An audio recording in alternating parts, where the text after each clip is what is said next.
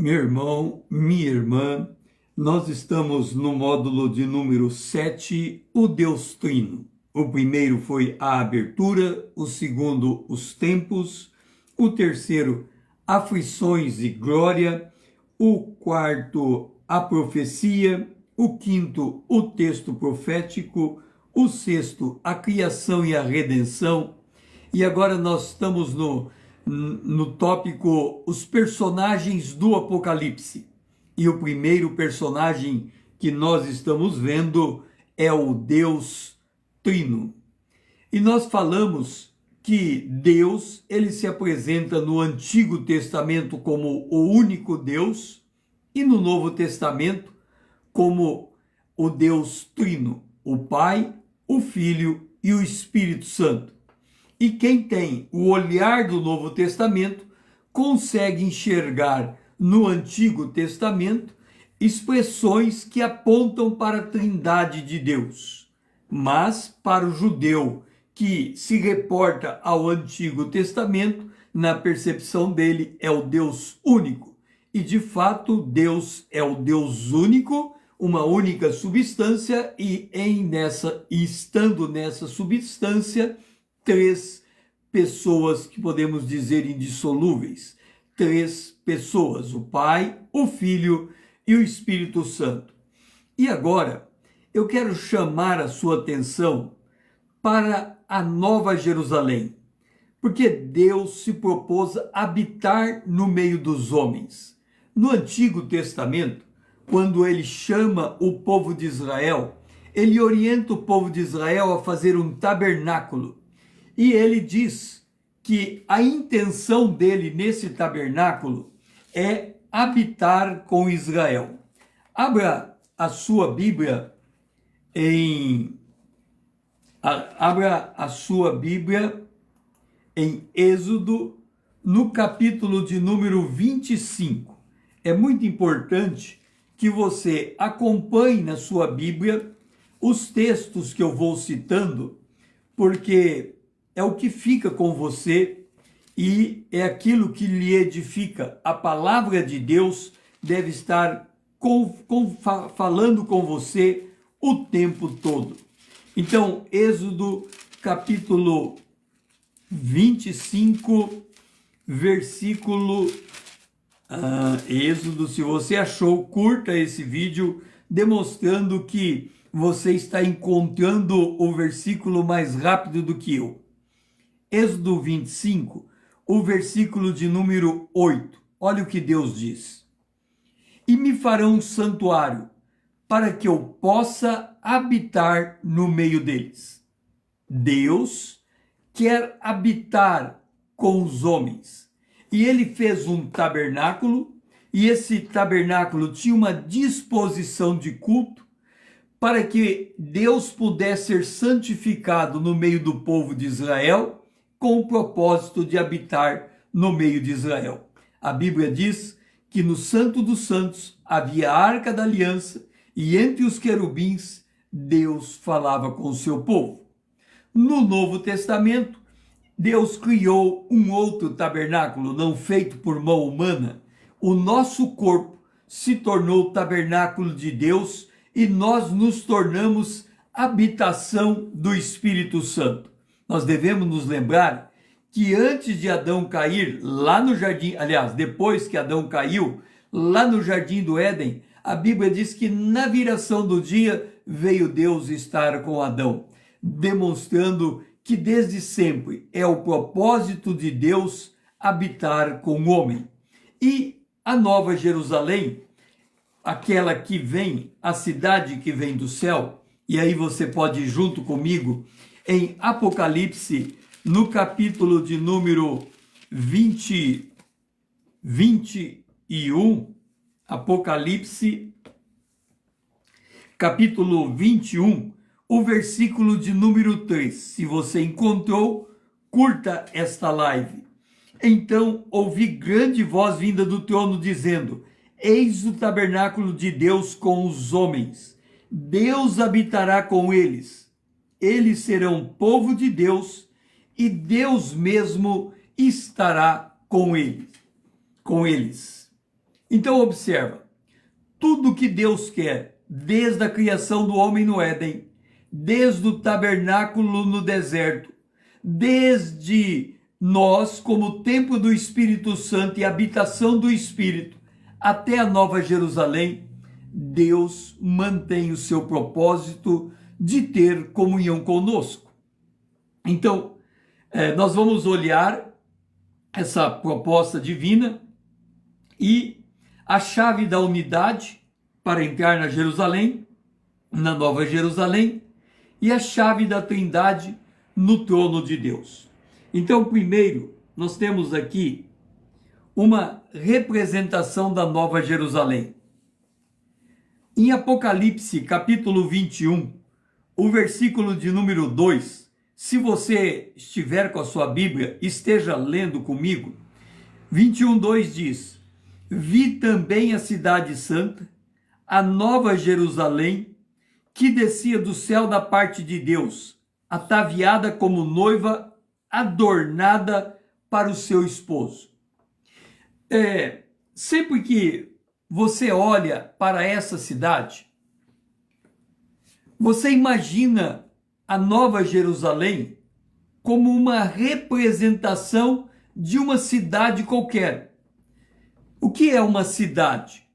É um lugar separado por ruas, os terrenos estão em quarteirões, tem lotes dentro de quarteirões, tem ruas, tem praças, tem postos de saúde, tem hospitais, tem restaurantes, tem comércio. Então, esta é a visão que nós temos de cidade.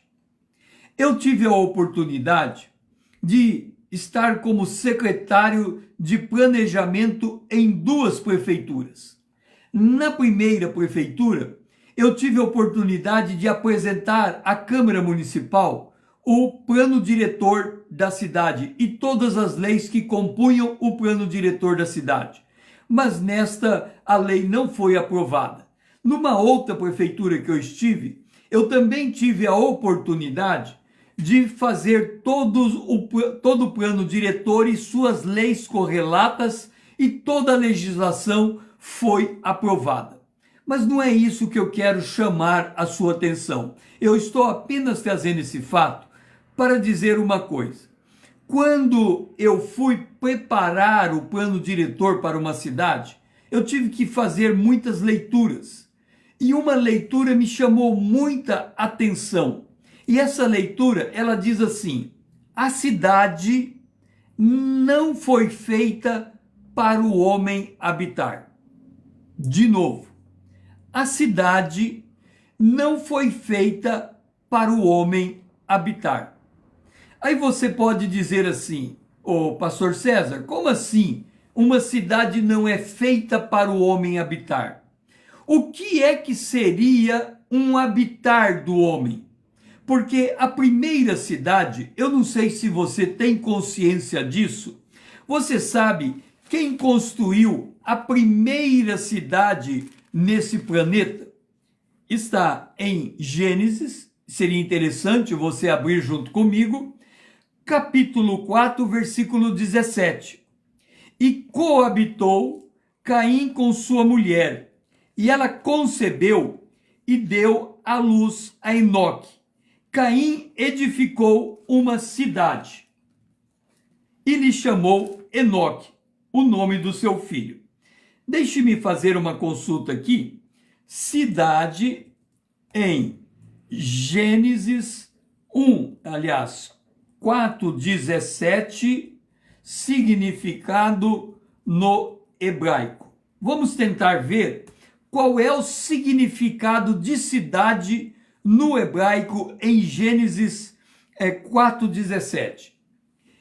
Em Gênesis 4:17, Caim construiu uma cidade e a nomeia de Enoque, em homenagem a seu filho.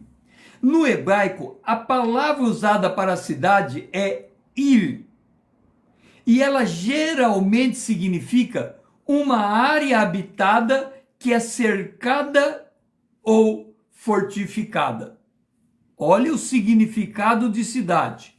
Cidade é uma área habitada que é cercada e fortificada. Agora você, voltando na sua memória, você lembra das grandes cidades como Jericó, que eram cidades fechadas por altas muralhas? Este era o significado de cidade. A construção de uma cidade por Caim implica a necessidade de proteção, de novo, proteção e organização social, já que o conceito de cidade durante esse período não era apenas um aglomerado de casa, mas um centro de atividade comunitária, olha de novo a expressão, que oferecia segurança contra perigos extremos. A escolha do nome Enoque para a cidade também transmite ideia de dedicação ou inauguração, pois a raiz hebraica Hanak significa consagrar ou inaugurar. Assim, o ato de nomear a cidade em homenagem a seu filho pode ser simbolizar uma tentativa de estabelecer uma nova linha de herança e continuidade da família. Agora, olhe o contexto em que a cidade foi construída. Antes de Caim construir essa cidade, olhe o que aconteceu no verso 15. O Senhor, porém, lhe disse, aliás, o verso 14, Caim dizendo o seguinte para Deus: eis que hoje me lanças da face da terra, e da tua presença hei de esconder-me. Serei fugitivo e errante. Olha o que ele está dizendo. Caim está dizendo isso. Eu serei fugitivo e errante pela terra. Quem comigo se encontrar, me matará. O Senhor, porém, lhe disse: assim, qualquer que matar a Caim será vingado 7 vezes. E pôs o Senhor um sinal em Caim, para que não o ferisse de morte quem quer que o encontrasse. Agora, olha o detalhe. Caim se retirou da presença do Senhor, habitou na terra de Nod, ao oriente do Éden, coabitou com sua mulher, concebeu Enoque e, podemos dizer assim, com muito medo, edificou uma cidade. Cidade não é um lugar para o ser humano viver. Você vai dizer assim, Pastor César, claro que cidade é um lugar para o ser humano viver. Vamos estabelecer o significado de vida. Romanos, capítulo 12, Romanos, capítulo 14, vamos ver aqui, Romanos, capítulo 14, 12, onde está? Diz assim: o reino de Deus não consiste em bebida e nem comida, mas justiça, paz e alegria. 14, 17. Olha o significado de vida. O reino de Deus não é comida nem bebida, mas justiça e paz e alegria no Espírito Santo.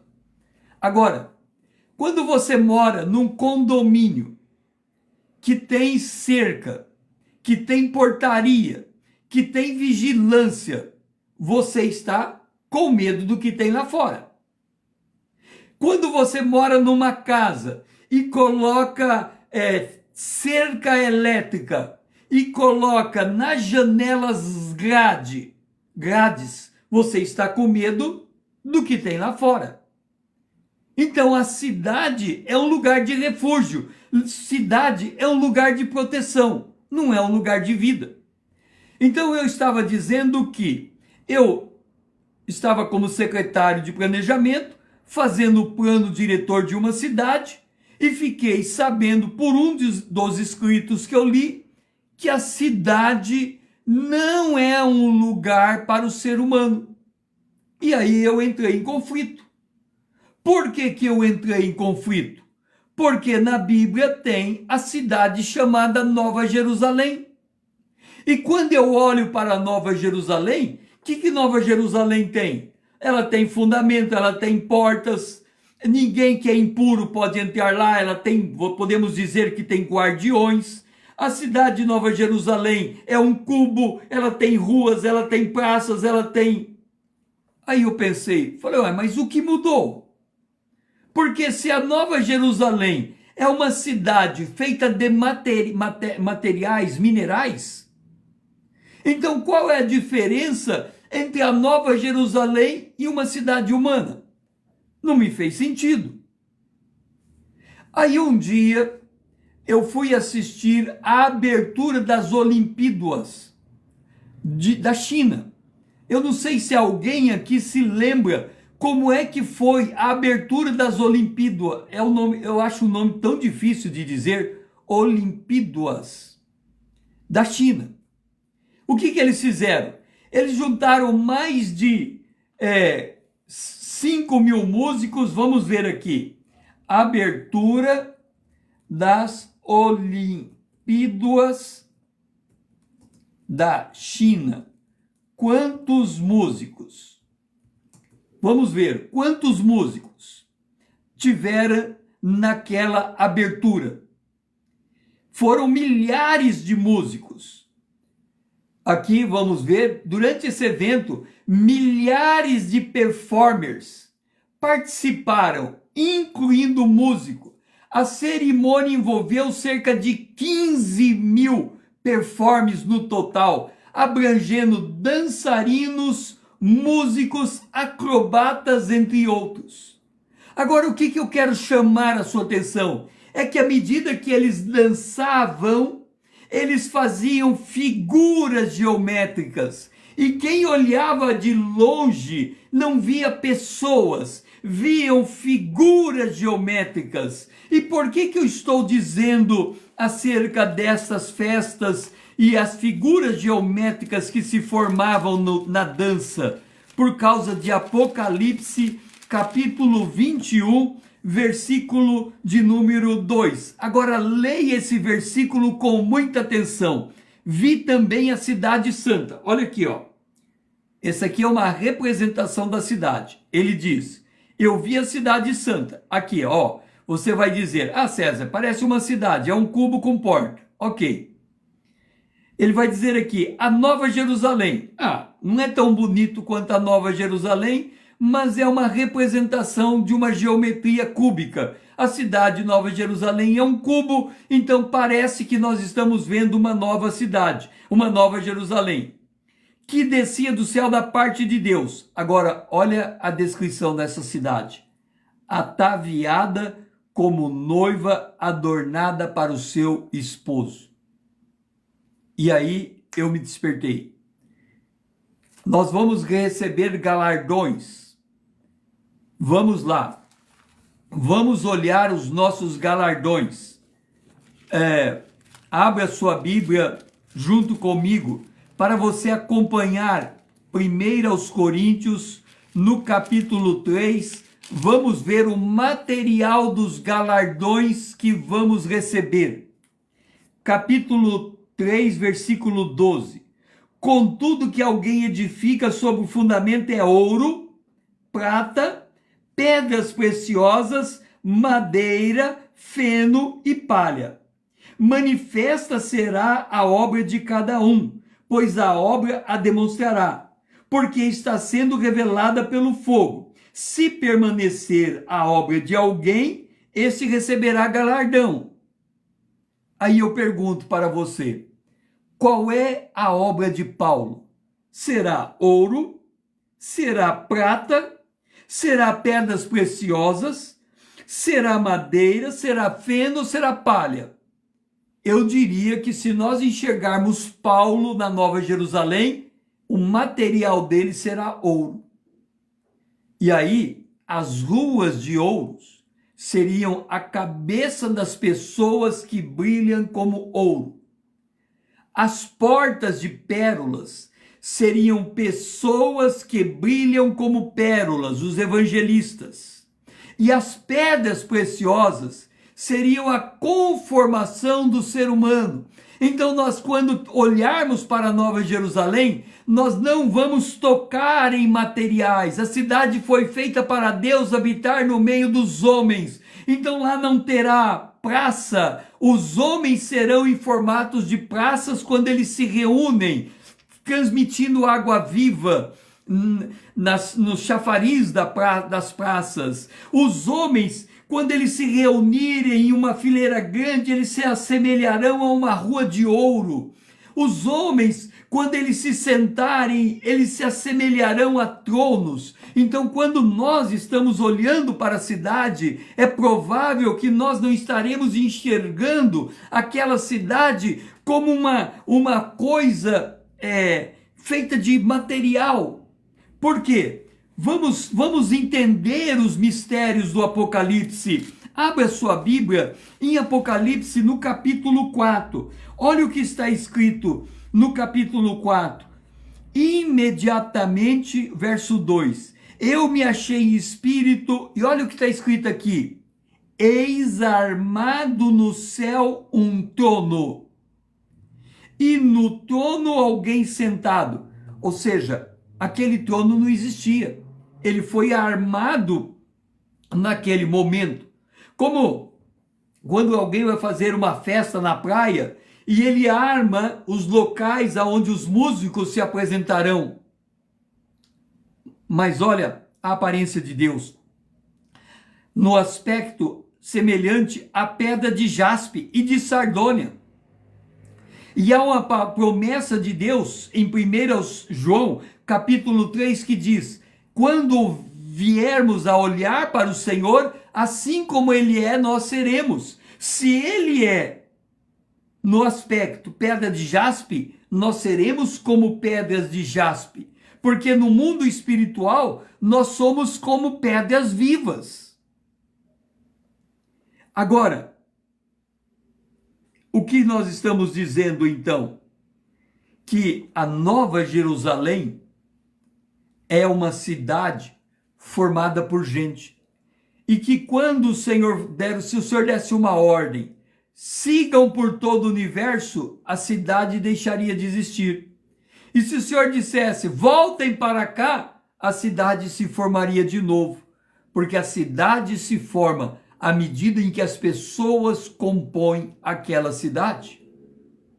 Quando Jesus disse, eu vou preparar lugar, ele está na posição de intercessor. E ele está olhando para nós, intercedendo por nós, para que nós sejamos moldados no material que ele precisa para construir a cidade. Vamos dizer que você será um bloco de ouro. Mas se fosse possível, não é? O Senhor falhasse na intercessão e ele não conseguisse transformar você em um bloco de ouro. Aquela cidade ia ter um buraco, porque aquela pedra faltou. Era você que fecharia o buraco. O Senhor não falha na sua intercessão, a intercessão dele é perfeita. Então, quando ele ora por nós, nos edificando, ele quer extrair de nós o ouro, a prata, as pedras preciosas, a madeira, a palha e o feno. Isto é fruto da intercessão do Senhor na nossa transformação. Por isso que nós somos transformados de glória em glória na imagem de Cristo. Em Apocalipse capítulo 1, verso 21, verso 4, diz, e ele enxugará dos olhos toda a lágrima, e a morte já não existirá, e não haverá luto, nem pranto, nem dor, porque as primeiras coisas passaram. Hoje, antes de vir para cá, eu estava fazendo pilates. E os exercícios estavam muito pesados. E eu sentia dor. Quando terminava o serviço, o exercício, tinha uma janela, uma porta de vidro. E na porta de vidro eu vi o céu. E eu corria para lá e dizia: Senhor, toca o arrebatamento agora, para que essa dor do exercício físico termine e eu receba o corpo glorificado. Ele enxugará, porque as primeiras coisas passaram. E o verso 3 diz o propósito da Nova Jerusalém. Então ouvi grande voz vinda do trono dizendo: eis o tabernáculo de Deus com os homens. Deus habitará com eles. Eles serão povos de Deus, e Deus mesmo estará com eles. Esta é a beleza da Nova Jerusalém. Como não se apaixonar por essa cidade? Como não cantar acerca desta cidade? Aguardando ansiosamente para que o Senhor venha. E nessa cidade não entrará coisa imunda. Cele as palavras, venho sem demora. Fora ficarão os cães, os feiticeiros, os impuros, os assassinos, os idólatras e todo aquele que ama e pratica a mentira. E aí nós vemos que esta cidade, ela tem 12 portas. Vamos entender as 12 portas. O Senhor diz em Isaías 44, versículo 6. Se você puder, abra sua Bíblia em Isaías 44, verso 6 e curta esta live. Assim diz o Senhor, Rei de Israel, seu Redentor, o Senhor dos Exércitos. Eu sou o primeiro e sou o último, e além de mim não há Deus. Aqui nós estamos falando da unicidade de Deus. E já lemos que ficarão de fora os cães. Agora, olha o que está escrito em Apocalipse capítulo 21, o versículo 12. Olha a descrição da cidade.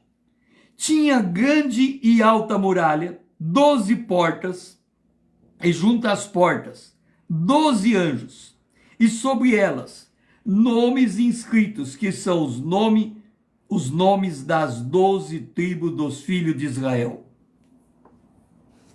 Você sabia que no Antigo Testamento Israel é a esposa do Criador?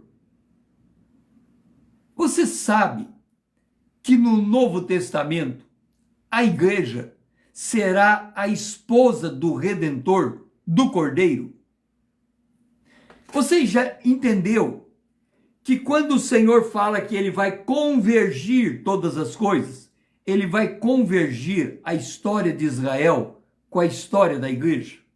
Israel é a esposa do Criador, a igreja é a esposa do Redentor. Quando Deus quer guardar a sua criação, ele chama Israel. Quando ele quer que haja adoração em meio à sua criação, ele chama a igreja. Porque ele disse, Jesus disse, eu busco os verdadeiros adoradores Deus busca os verdadeiros adoradores que o adorem em espírito e em verdade.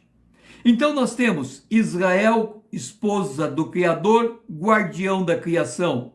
A igreja, esposa do Redentor, adoradora celestial. Agora, nós estamos falando de 12 portas que tem anjos guardando, e não entrarão aquele tipo de pessoa que está relatado ali em Apocalipse 22:15.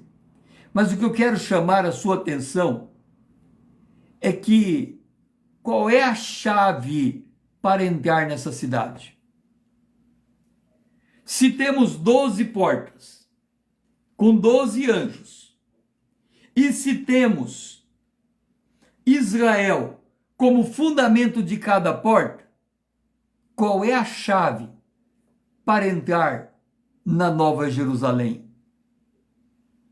Você sabe que quando você vai num evento grande, eles colocam uma presilha para identificar, uma pulseira, para identificar que você faz parte daquele evento.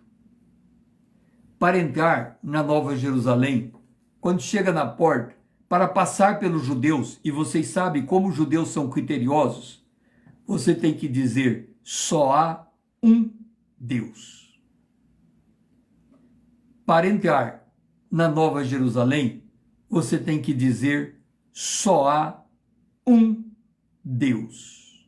Aí o judeu que está na porta, 12 anjos, eles dizem: pode entrar, você crê no Deus do Antigo Testamento. Só que quando você entra na cidade e você vai para o centro da cidade, aí muda de figura. Porque quando você vai para o centro da cidade, você encontra o Pai, Deus assentado no trono em forma de uma pedra de jaspe. Você encontra o Espírito Santo, ele é 7 espíritos, tochas de fogo, formando 7 espíritos em forma de tochas de fogo. E você encontra Jesus Cristo, o leão da tribo de Judá, o Cordeiro de Deus. 1 Pedro capítulo 1, verso 2, agora nós estamos falando do Novo Testamento. Pedro diz: eleitos, segundo a presciência de Deus Pai, em santificação do Espírito, para obediência e aspersão do sangue de Jesus Cristo, o Pai, o Filho e o Espírito Santo. Em Apocalipse capítulo 4, verso 2 diz: e no trono alguém sentado, o Pai. E diante do trono ardem 7 tochas de fogo, que são os 7 Espíritos de Deus, o Espírito. Então vi no meio do trono de pé um cordeiro como tendo sido morto, o Filho. Então, quando você entra na cidade, qual é a chave? Só há um Deus. Mas quando você vai para a intimidade da cidade, qual é a chave? Em Deus temos 3 pessoas: o Pai, o Filho e o Espírito Santo. Agora, dando continuidade ao movimento da revelação, nós vamos ver a unidade e a trindade no âmbito da experiência, o Deus trino que une judeus e gentios, o uno e trino discernido pela cruz. Então aqui nós temos a unicidade e a trindade. A absoluta convicção do judeu e do cristão, como experiências individualizadas, forma o conceito único da trindade. Há um só Deus que coexiste em 3 pessoas. O primeiro assenta sua convicção como quem está na porta da cidade. O segundo experimenta o relacionamento da intimidade do seio divino como quem está prostrado diante do trono da graça no centro da cidade. O primeiro, ele vê a realidade de longe, ele está chegando na Nova Jerusalém e ele vê um único bloco. O segundo está imergindo nessa mesma cidade e realidade. Ambos, judeus e gentios, contribuem efetivamente para asseverar a verdade da doutrina da Trindade. Há um só Deus que coexiste em 3 pessoas.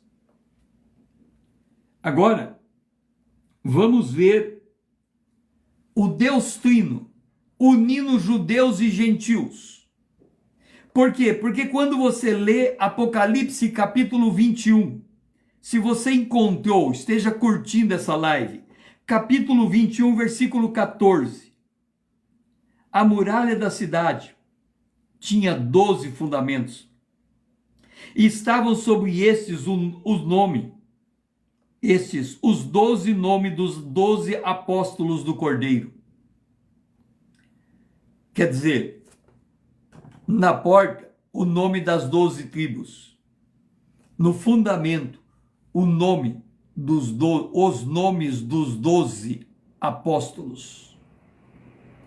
E aí, quando nós vamos para Apocalipse, capítulo 4, versículo 4, está assim: ao redor do trono há também 24 tronos, e assentado nele 24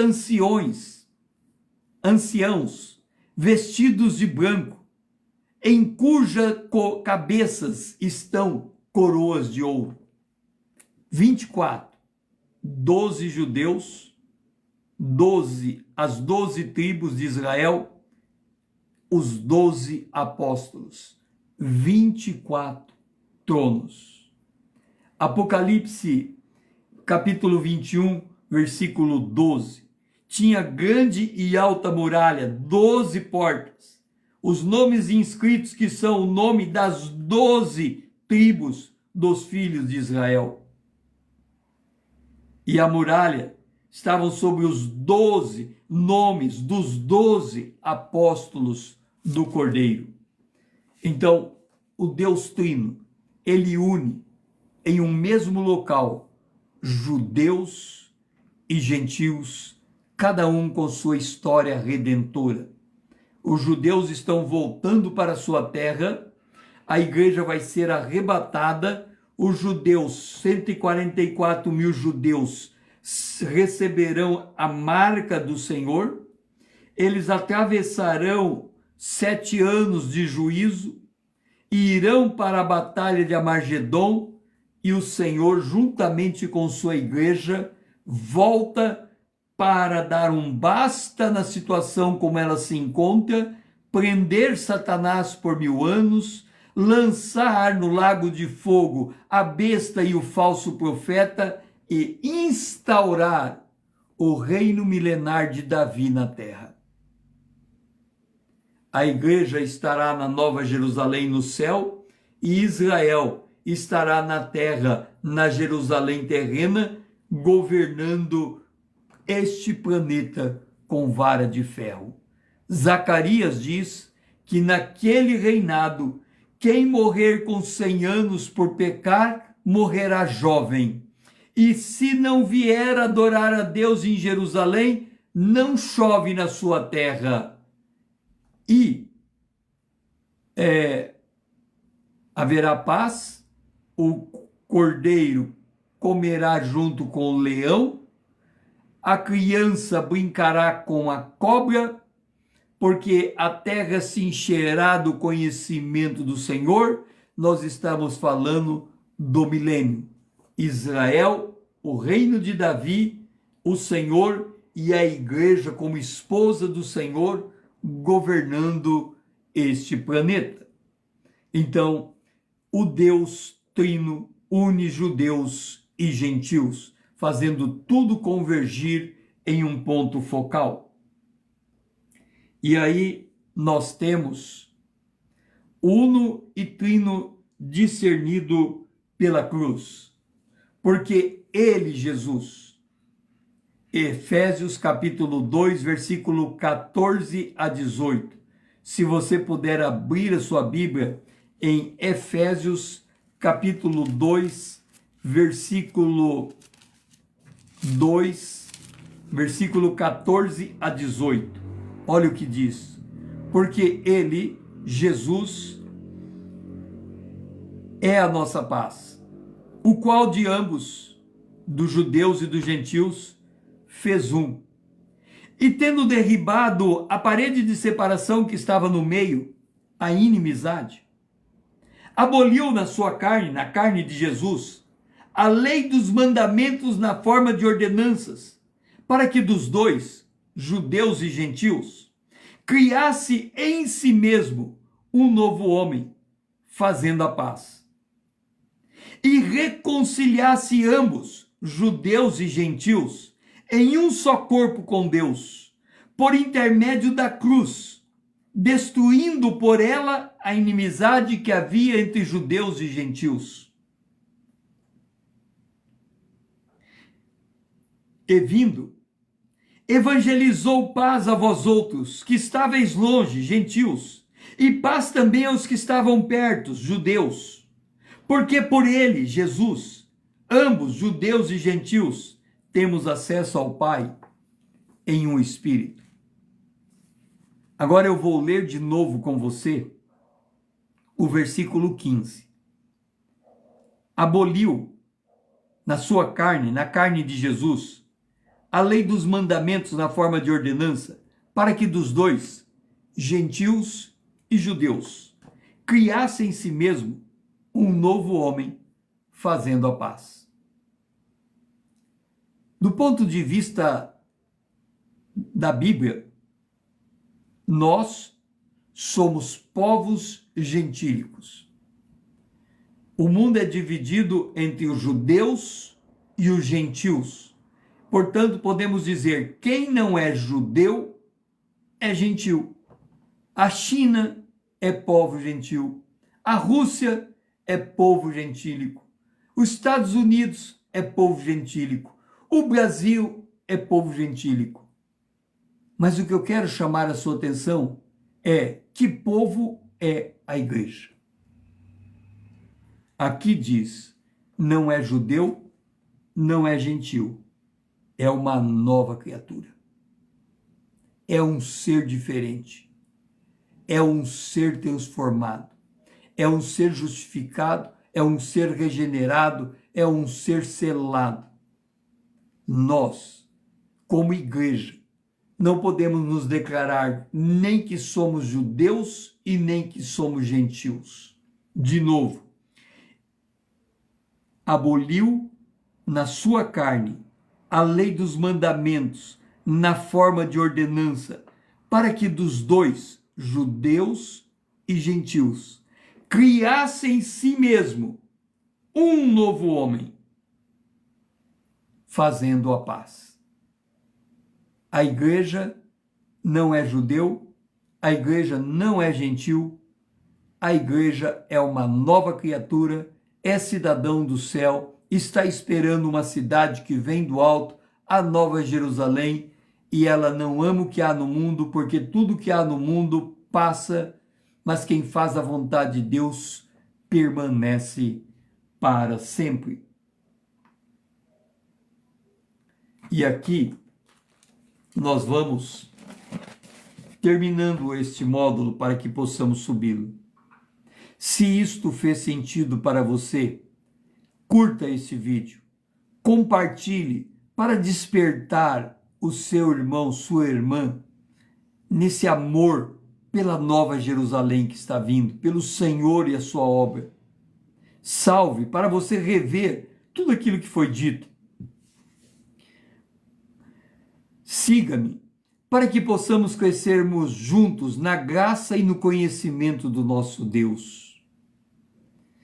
O meu lema é conhecendo a palavra para sermos transformados pelo poder de Deus na imagem de Cristo. Eu sou o pastor César Azevedo. Grato por me ouvir e até a próxima.